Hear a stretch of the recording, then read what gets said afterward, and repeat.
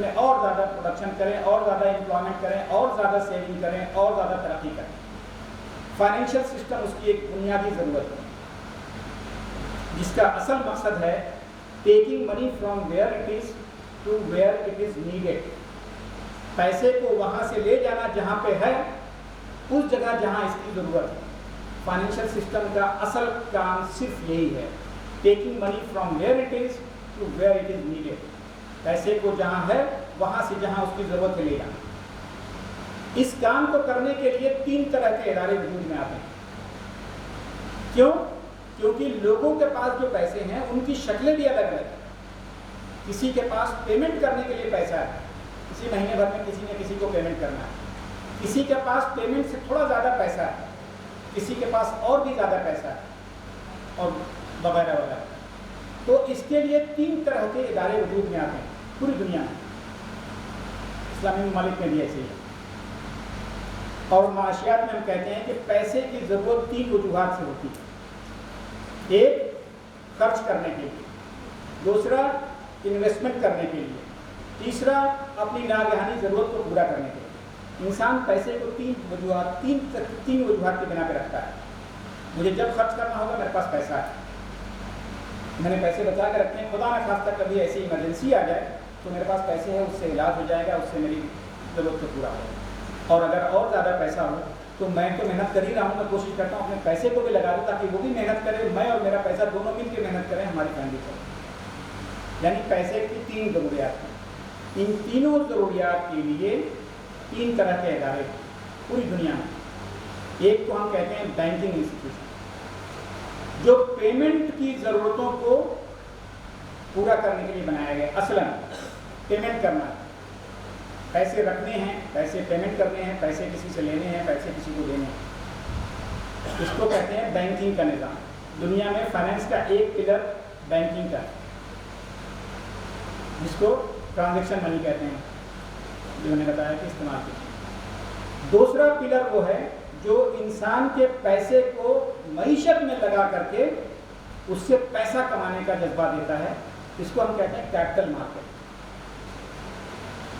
پیسہ لگائیے اور پیسہ جو ہے وہ معیشت میں جائے گا، معیشت سے نفع اور نقصان جو بھی ہوگا آپ کو ملے گا، اس کو ہم کیپٹل مارکیٹ کہتے ہیں۔ یہ دوسرا پلر ہے۔ اور تیسرا پلر ہے جو ناگہانی ضرورت کے لیے ہوتا ہے، جس کو ہم آج کے زمانے میں انشورنس کہتے ہیں۔ ایکسیڈنٹ ہو جائے، کسی کی موت کے بعد اس کی فیملی کا خیال رکھنا ہے، وغیرہ وغیرہ، کسی کے اثاثے ہیں، کسی کی تجارت ہے، کسی کا ایکسپورٹ ہے، کسی کا امپورٹ ہے، 2 ملکوں میں رہنے والے لوگ آپس میں تجارت کر رہے ہیں، اس کو پتہ نہیں کہ مال کب پہنچے گا، اس کو پتہ نہیں کہ پیسہ کب پہنچے گا، انشورنس ان کے ذریعے پہ ایک ذریعہ بنتا ہے۔ ان تینوں اداروں کے اپنی جو ہے ان کے کنٹریبیوشنس ہیں، ان کے مقاصد ہیں، ان کی وجوہات ہیں جس کی طرف سے یہ آتے ہیں۔ پوری دنیا میں یہ 3 پلر ہیں۔ بعض ملکوں میں ان تینوں کے لیے ایک ریگولیٹر ہوتا ہے کہ کام صحیح کر رہے ہیں نہیں کر رہے ہیں، جو بھی ان کا طریقہ کار ہے، جس کو ہم فائنینشیل ریگولیٹر کہتے ہیں۔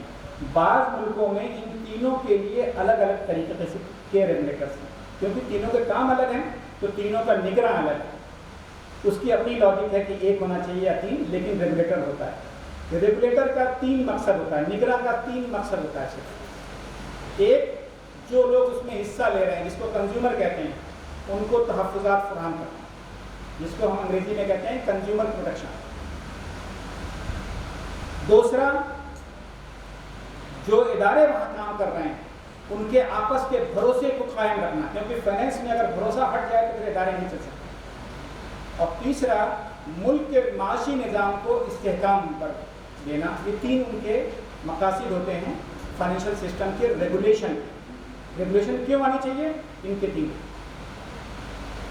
اب اگر میں یہاں پہ پوچھوں سوال کے طور پہ کہ ہمارے ملک میں بینکنگ کا نگراں کون ہے، تو آپ میں سے کوئی بتائیں گے؟ RBI، reserve bank of India. شاباش، ماشاء اللہ۔ ہمارے ملک میں کیپٹل مارکیٹ، جہاں انویسٹمنٹ کیا جاتا ہے معیشت میں، اس کا نگراں کون ہے؟ کوئی بتائے گا؟ جی، ماشاء اللہ ماشاء اللہ، securities and exchange board of India. ہمارے ملک میں انشورنس جو تیسرا پلر ہے فائنینشیل سسٹم کا، اس کا نگراں کون ہے؟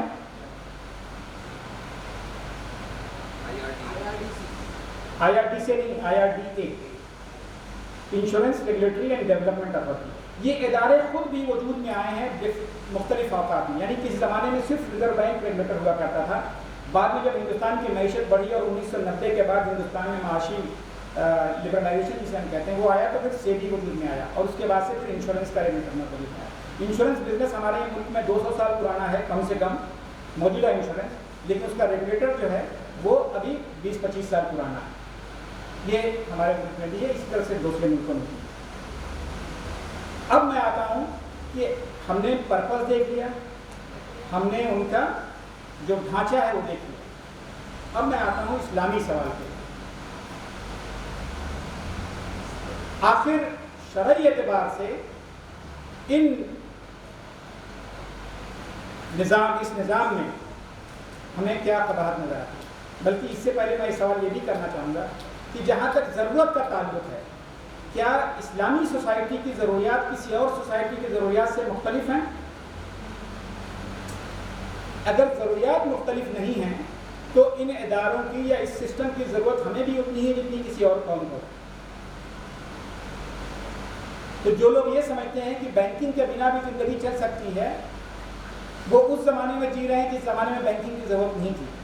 ایسے ہی کہنا ہے کہ بنا کار کے بھی زندگی چل سکتی ہے، یقیناً چل سکتی ہے۔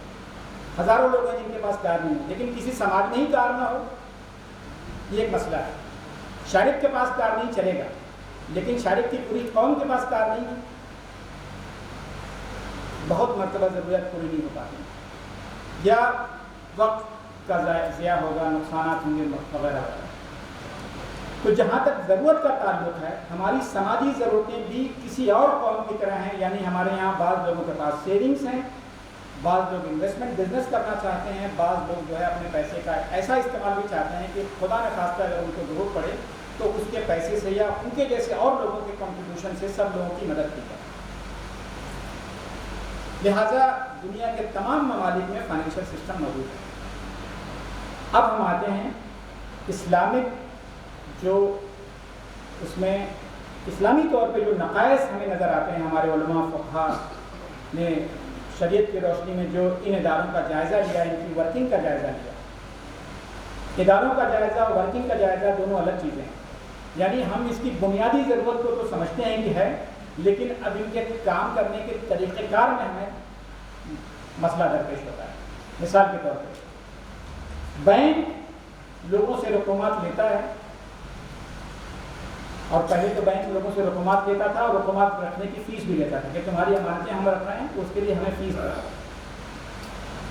اب جائز بات تھی کہ ہماری امانت اگر آپ رکھ رہے ہیں تو امانت کا خرچہ جو ہے، جس کو حفاظت زر بھی کہتے ہیں، اس کا خرچہ کون برداشت کرے گا؟ جو یہ سہولت فراہم کر رہا ہے اس کے اپنے اخراجات بھی انہیں سے آنے چاہیے، جن سے سروس کے طور پہ۔ لیکن جب روپیوں کا معاملہ ہوا، جب نوٹ سے نوٹ پیدا ہونے لگے اور بینکوں نے ریلائز کیا کہ ہمارے پاس تو اتنے پیسے ہیں، جو بھی پیسے ہیں، کہ کسی بھی دن سارے لوگ تو نکالنے نہیں آئیں گے، تو ہم لون دینا شروع کر دیا۔ جب لون دینا شروع کیا تو ان کو احساس ہوا کہ اب آپس میں بینک جب ایک دوسرے سے مقابلہ کرنے لگے تو ان کو احساس ہوا کہ بھائی ایسے تو بات نہیں چلے گی کہ آپ کسٹمر سے پیسہ لیں، تو انہوں نے کسٹمر کو الٹا پیسہ دینا شروع کیا کہ ہم آپ اپنی امانتیں یہاں رکھیے، ہم الٹا پیسہ آپ کو دیں گے۔ اور اس طریقے سے موجودہ بینکنگ نظام وجود میں آیا، جس میں آپ بینکوں میں پیسہ رکھتے ہیں تو بینک پیسہ دیتا ہے آپ کی امانتوں کو رکھنے کے باوجود۔ کیوں؟ کیونکہ بینک انہی امانتوں کو لوگوں کو قرض کے طور پہ دیتا ہے۔ اب قرض کے طور پہ بھی کیوں دیتا ہے؟ بینک پہلے بزنس میں لگایا کرتے تھے پیسے، اور پہلے بینک بڑے بڑے انڈسٹریز کے بینک ہوتے تھے اپنے، اور وہ پیسے لے کر کے اپنے کاروبار میں لگاتے تھے۔ لیکن جب بینکنگ ایوالو ہوا تو دیکھا کہ کاروبار میں اتنا پیسہ لگا دیا کہ کاروبار ٹھپ ہونے لگے اور لوگوں کا بینکنگ سے بھروسہ بھی اٹھنے لگا۔ تب جا کر کے بینکنگ کا ریگولیٹر وجود میں آیا، اور گورنمنٹ نے یہ کہا کہ جو لوگ تجار ہیں ان کو بینکنگ لائسنس نہیں ملے گا۔ آج آپ دیکھیں کہ ریلائنس، ٹاٹا، برلا کے پاس بینک نہیں ہے۔